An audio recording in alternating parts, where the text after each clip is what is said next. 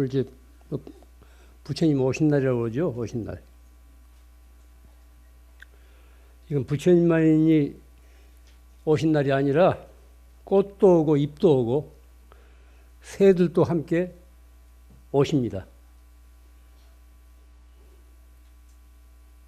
이 출생일이나 탄생이라고 하지 않고 오신 날이라는데 불교적인 의미가 있습니다. 보통 아무개 생일, 아무개 탄생일 뭐 그렇게 호칭하는데 그렇게 부르는데 부처님 오시는 날이라고 오신 날이라고 이렇게 이름을 붙인다는 그 의미가 있습니다. 이 자리에서 만난 인연에 대해서 한번 생각해 보십시오. 우리가 전혀 이름도 낯도 모르던 생판 남남끼리 오늘이 있어서 이렇게 만난 겁니다.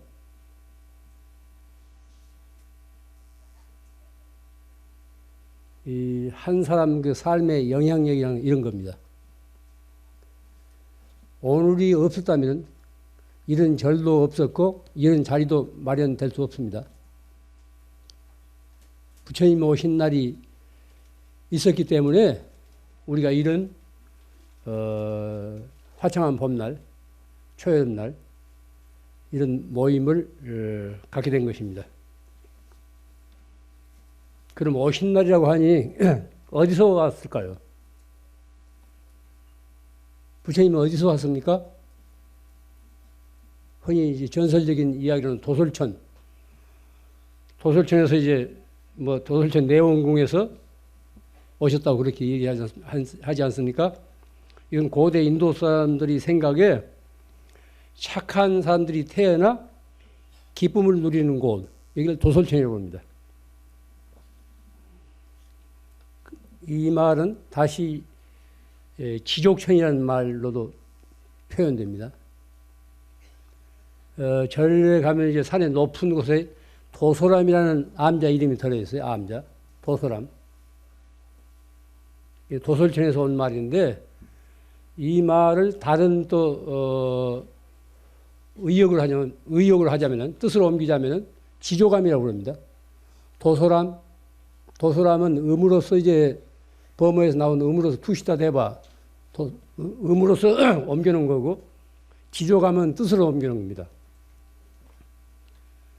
그럼 어떤 것이 가장 높은 경지인가? 만족할 줄 아는 것, 지족. 대개 이제 지조감이나 도소람이 가장 높은 데 있어요. 암자 높은 데 있는데 어떤 것이 높은 것인가? 만족할 줄 아는 것, 지족. 만족할 줄 아는 것이 가장 높은 경지라는 이런 소식입니다. 여기에서 말한 어디서 왔는가는 어떤 장소를 가리키는 것이 아닙니다. 보통 어디서 오느냐 할 때 뭐 집에서 옵니다. 뭐 사무실에서 옵니다. 어디 일터에서 옵니다. 교도에서도 방금 나왔습니다. 이런 식으로 해서 이제 어디에서 왔다는 장소를 얘기하는데 여기서 말하는 소위 선문답에서 말한 어디서 오느냐는 것은 그 출발한 장소가 아닙니다. 잘 생각해 보십시오. 부처님이 어디서 오셨는지 또 꽃과 잎들과 새들은 또 어디서 왔는지 곰곰이 한번 생각해 보십시오. 석가열애, 보통 석가열애, 열애 하지 않습니까? 열애란 말에는 두 가지 뜻이 있습니다. 하나는 진리에 도달한 사람, 진리에 도달한 사람이라는 뜻입니다. 다른 표현을 하자면 수행을 완성한 사람, 뭐 깨달은 사람 이런 뜻이에요. 진리에 도달한 사람. 다른 하나는 진리에서 온 사람, 진리를 따라 이 세상에 와서 진리를 보인 사람. 대승불교적인 표현으로 하자면 중생을 구제하러 오신 사람 이런 뜻입니다. 진리에 도달한 사람, 진리에서 온 사람. 이 사람에게는 별명이 들어있지 않습니까? 부처님에게도 10가지 그런 별명이 있습니다. 이걸 이제 열의 10호, 열의 10호라고 그러죠. 열에는 총칭이고 10가지 별칭은 응공, 정변지, 명행족, 선서, 세간해, 무상사, 조장부, 천인사, 불, 세존, 이 10가지예요. 이것은 부처님의 덕을 기려서 부르는 이름입니다. 응공이라는 것은 사람들로부터 존경받고 공양받을 자격이 있는 분. 다른 표현을 하지만 아라한이라고 그래. 아라한. 아라한. 사람들로부터 존경받고 공양받을 자격이 있는 분. 나한전을 다른 표현을 하자면 응진전. 응진전이라는 표현을 씁니다. 이건 응공에서 온 말입니다. 다음으로 이제 정변지, 바르게 온전하게 진리를 깨달은 분. 또 이런 다른 표현으로는 등정각, 정등각이라고 얘기합니다.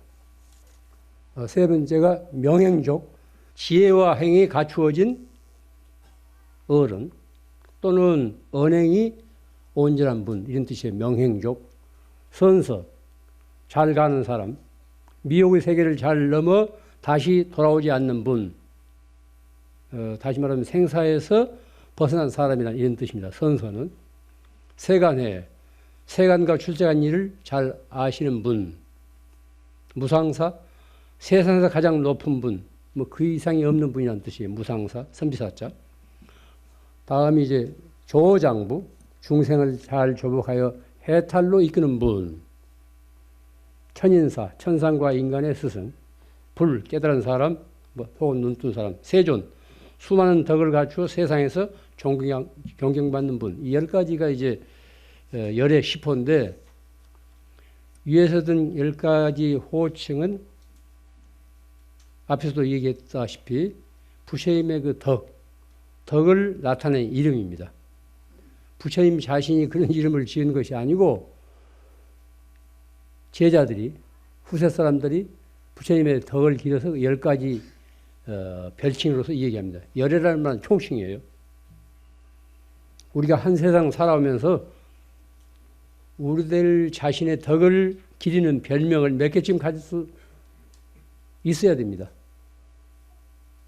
가령 법 없이도 살아갈 사람, 이런 말 흔히 하지 않습니까? 아주 착한 사람을 법 없이 살아갈 사람이라고 그러거든. 우리 동네에 별이라든가 혹은 달이라든가 민족의 태양이라든가 이런 소리들 하잖아요. 또 우리 집안의 꽃. 또 이제 부정적인 의미로서는 이제 놀부 같은 놈, 또 구두쇠, 살살이, 능구렁이, 이런 그 별칭도 있지 않습니까? 그냥 좋은 칭호는 아닙니다. 그런 별명들이 다 있어요. 그 사람이 어떤 사람이냐에 의해서 이웃에서 그렇게 저절로 불러주는 겁니다. 무슨 관상쟁이가 장명가가 불러놓은 이름이 아니고 여러 입에서 자연발생적으로 그렇게 불려진 것이 이름이 된 거예요. 다시 물어봅시다. 부처님은 어디서 오셨는가? 또 무엇하러 오셨는가? 이런 물음을 남의 물음으로 생각하지 마십시오. 각자 자기 자신의 일로 물어야 됩니다. 이게 남의 일이 아닙니다. 내 자신의 일이에요. 나는 어디서 왔는가? 무엇하러 이 세상에 왔는가? 시시로 물어야 됩니다. 이 물음 속에 부처님이 오신 뜻도 함께 들어 있습니다. 자비심은 곧 열애다. 이런 표현이 있지 않습니까? 흔히 우리가 많이 듣습니다. 자비심은 곧 열애다. 자비심이 곧 부처다. 열반경 이제 범행품에, 열반경 범행품에, 청정품, 범행품에 이런 규절이 있습니다. 모든 보살과 열애는 자비심이 근본이다. 모든 보살과 열애는 자비심이 근본이다. 보살이 자비심을 기르면 끝없는 선행을 할 수 있다. 누가 무엇이 온갖 선행의 근본이라고 묻거든 자비심이라고 대답하라. 자비심은 진실에서 헛되지 않고 착한 일은 진실한 생각에서 일어난다. 진실한 생각이 곧 자비심이고 자비심은 곧 열애다. 이것은 어떤 제자의 물음에 부처님 자신이 이렇게 대답한 거예요. 열반경 법명풍에 나오는 법문입니다. 모든 보살과 열애는 자비심이 근본이다. 보살이 자비심을 기르면 끝없는 선행을 할 수 있다. 누가 무엇이 온갖 선행의 근본이라고 묻거든 자비심이라고 대답하라. 자비심은 진실에서 헛되지 않고 착한 일은 진실한 생각에서 일어난다. 진실한 생각이 곧 자비심이고 자비심이 곧 열애다. 부처님이라든가 열애를 거창하게 생각하지 말고 자비심이라는 거예요. 부처님이 어디서 오셨는지는 그 해답이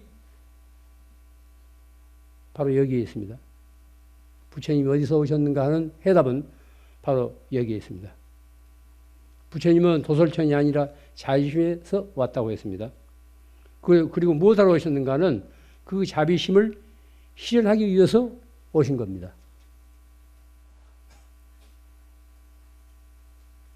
절에 나오시면서 가끔 그런 물으세요. 뭐 교회 가서는 물으시고.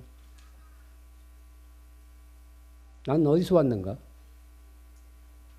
또 무엇하러 왔는가? 이런 물음들을 가져야 됩니다. 그냥 맹목적으로 초파이니까 절에 가서 불 켜고 절하고 그치면은 별 의미가 없어요. 그래서 불교를 가리켜서 종교학자들은 구도의 종교라고 그래요. 구도의 종교. 구도의 종교는 묻는 종교라는 거예요. 물음을 통해서 잠든 자아를 일깨웁니다. 깨달음이란 뭡니까? 어느 날 갑자기 새벽 별을 보고 갑자기 사람이 달라진 것만이 깨달음이 아닙니다. 순간순간 새롭게 알아차리는 거예요. 무명의 구름에서 벗어나 맑은 하늘을 스스로 체험하는 겁니다. 그러기 위해서는 그런 물음을 지녀야 됩니다. 난 어디서 왔는가? 무엇하러 왔는가?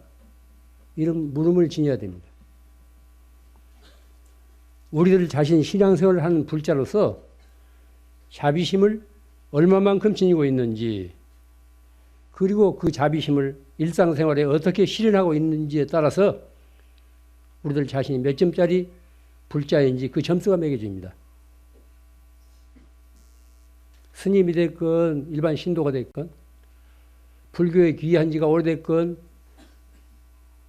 몇 해 안 됐건 간에 그 물을 필요가 없어요. 내가 부처님 제자로서 과연 자비심을 얼마만큼 지니고 있느냐, 또 그 자비심을 일상생활에 이웃에게 어떻게 내가 실천하고 있느냐, 이게 문제입니다.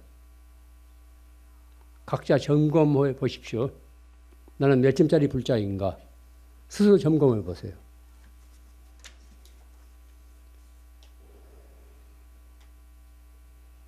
이 어지러운 세상, 이 살벌한 세상, 이 막된 세상, 그 어떤 힘으로도 구할 길이 없습니다. 자비심만이, 사랑만이 우리들 자신을 일으켜 세우고 이웃을 구하고 세상을 구할 수 있습니다. 모든 종교들이 한결같이 이해하고 있습니다. 사랑에 의해서, 자비에 의해서 구원할 수 있다는 거예요. 스스로도 구원받고 이웃도 구원할 수 있다는 겁니다. 핵무기로서 세상을 제압하고 구할 수 있는 건 결코 아닙니다. 오늘날 핵 보위 국가들이 그 오만, 이 지구 생명체를 위협하고 있는 이런 그 오만은 전체를 내다보지 못해서 그렇습니다.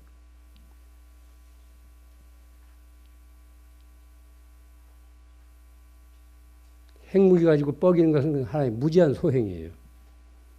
무명이, 무지가 생사윤회의 근원입니다. 우리가 살 만큼 살다가 하직한 뒤 한 생에서 남는 것은 과연 무엇일까? 가끔 저도 여기서 이런 생각을 해요. 내가 살 만큼 살다가 이 세상을 하직할 때 내게 남는 것은 과연 무엇일까? 그것은 본인에 의해서가 아니라 남은 사람들에 의해서 평가가 됩니다. 본인 스스로가 평가할 수 없는 영역이에요. 남은 사람들에 대해서 평가가 됩니다. 그가 살아 생전 얼마나 많이 이웃에게 또는 세상에 자비심을 베풀었는가, 선행을 했는가, 덕행을 쌓았는가에 의해서 평가가 돼요. 뭐 관의 못을 박아봐야 뭐 안다고 그러지 않습니까?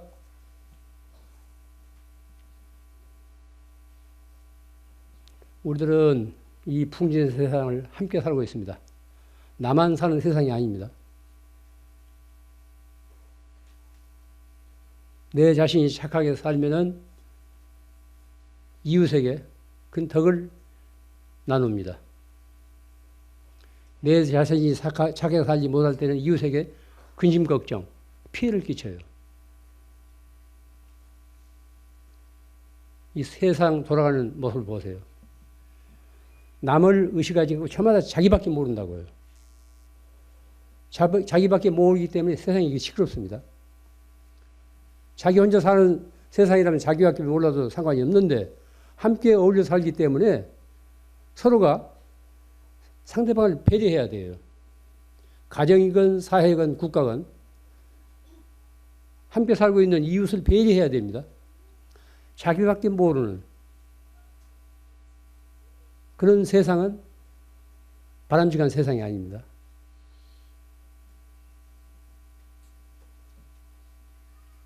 결국 한 생에서 무엇이 남습니까?